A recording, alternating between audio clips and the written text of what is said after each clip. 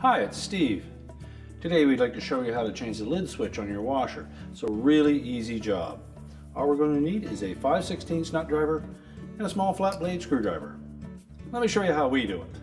Now before we begin this repair, the first thing we'll need to do is to disconnect power to the washer. So unplug it. We'll also want to pull it far enough forward that we can access the back of the control panel. Once we've got it out far enough, we'll remove the screws that secure that to the main top. So now that we have access to the back of the washer, we're going to remove these three 5/16 screws.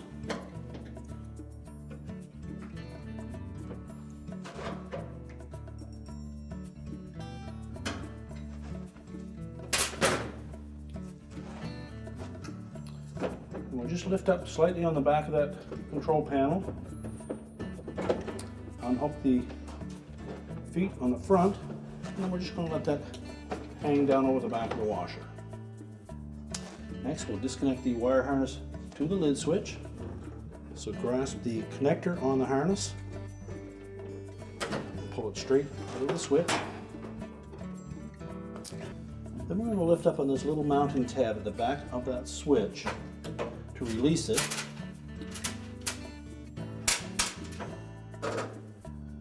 Now to remove the existing switch, we need to lift up on this little locking tab at the back and then slide the switch forward. I find that easier if we raise that lid, but because we have no console in place anymore, there's nothing for the lid to lean up against.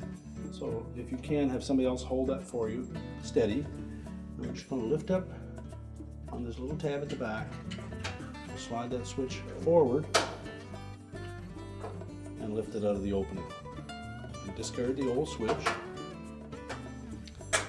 Now when installing the new one, we're going to line up these two tabs with the rear mounting holes. And we're going to slide that switch towards the back. So press down on it, lift up slightly on that locking tab, just enough so that we'll clear the top. Pull it back and make sure that that tab drops down into the opening. And you can lower the lid. You should hear the switch engage.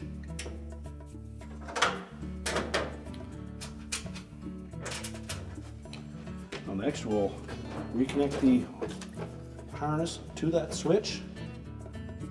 Line up the indicator on that connector, fit it into the switch, and press it firmly in to make sure it has a good connection. Then we need to engage these little feet on the front of that control housing into the openings on the main top. Line them up, just tilt that console back, make sure that they're hooked on the front, and then reinstall the retaining screws.